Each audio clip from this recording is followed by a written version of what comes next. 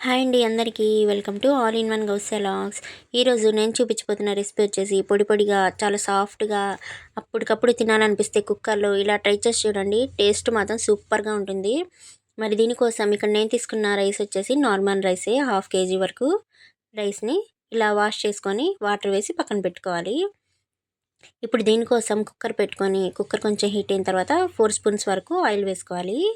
Oil కొంచెం heat అయిన తర్వాత చిన్న చెక్క, దాల్చిన చెక్క, 3 లవంగాలు, ఒక మరాఠీ మొగ్గ వేసుకొని 1 నిమిషం పాటు మీడియం ఫ్లేమ్లో పెట్టుకొని ఫ్రై చేసుకోవాలి.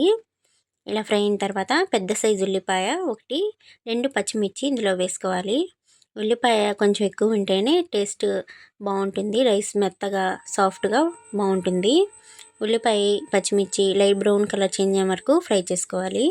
ఇలా ఫ్రై అయిన తర్వాత 2 టేబుల్ స్పూన్ల అల్లం వెల్లుల్లి పేస్ట్ వేసుకోవాలి. అల్లం వెల్లుల్లి పేస్ట్ కొంచెం పచ్చివాసన పోయేంత వరకు ఫ్రై చేసుకోవాలి.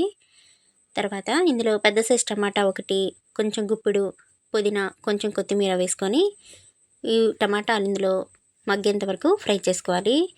ఇలా మగ్గి ఆయిల్ మనకు సపరేట్ అవుతుంది.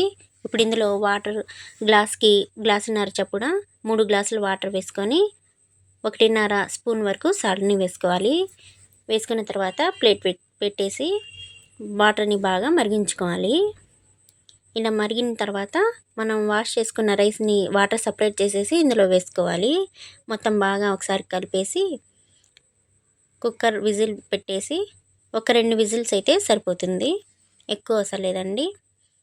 2 విజిల్స్ అయితే పర్ఫెక్ట్గా రైస్ మనకు కుక్ అయి ఉంటుంది. చూడండి ఇట్లా పొడి పొడిగా సాఫ్ట్గా ఎంత బాగుందో. అప్పటికప్పుడు 10 మినిట్స్లో ఇలా ప్రిపేర్ చేసుకోండి కుక్కర్లో.